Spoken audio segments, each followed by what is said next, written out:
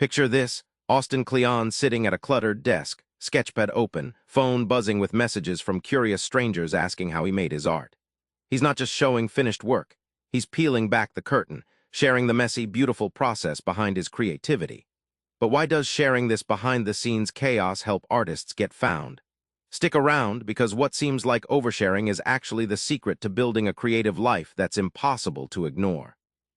Austin kicks off by smashing the myth that only geniuses get noticed.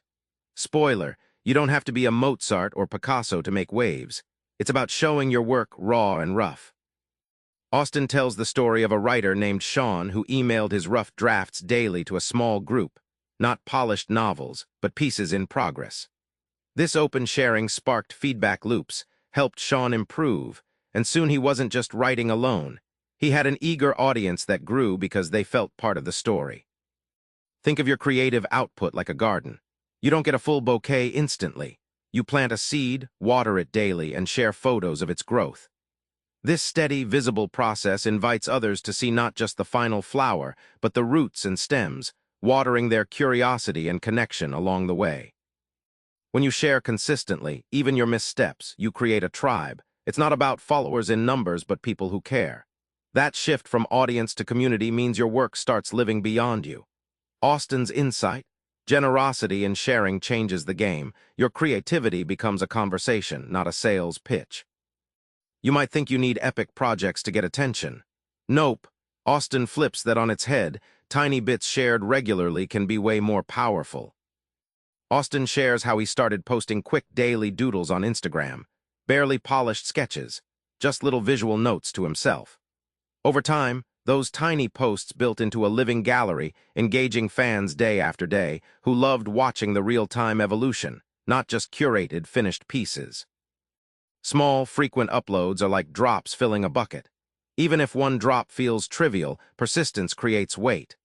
This steady drip feed keeps your work active in people's minds and algorithms, making sure you don't just appear. You become part of their daily creativity diet.